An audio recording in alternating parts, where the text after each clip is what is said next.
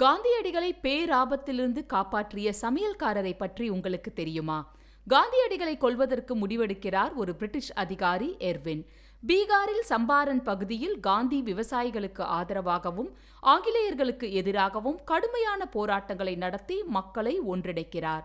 இதனால் அவரை அப்புறப்படுத்த எண்ணி அங்கிருந்த சமையல்காரரான பாட்டக் மியானிடம் இரவு காந்தி அருந்தும் பாலில் விஷம் கலந்து அவரை கொன்றுவிடும்படி கட்டளையிடுகிறான். அதை செய்யவில்லை என்றால் சமையல்காரனை தண்டிப்பேன், உன் குடும்பத்தை கொன்றுவிடுவேன் என்றெல்லாம் பலவாறு மிரட்டியிருக்கிறான்.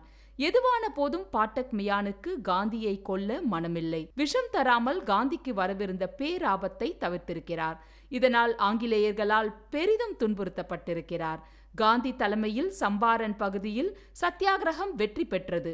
ஆனால் இந்த நிகழ்விற்கு பின் பாட்டக் மியான் பணி நீக்கம் செய்யப்படுகிறார், சிறையில் அடைக்கப்பட்டு சித்திரவதைக்குள்ளாகிறார். அவரின் குடும்பமே சின்னாபின்னமாகிறது. 1950 இந்தியாவின் முதல் குடியரசுத் தலைவர் ராஜேந்திர பிரசாத் இந்த விஷயத்தை அறிந்து பாட்டக் மியானை பெரும் கூட்டத்தில் கண்டுபிடித்து இந்த சம்பவத்தை நினைவு கூர்கிறார். அவரை வெகுவாக பாராட்டியும் இருக்கிறார். பாட்டக் மியான் இல்லாமல் இருந்திருந்தால் இந்தியாவின் வரலாறு மாறி போயிருக்கும்.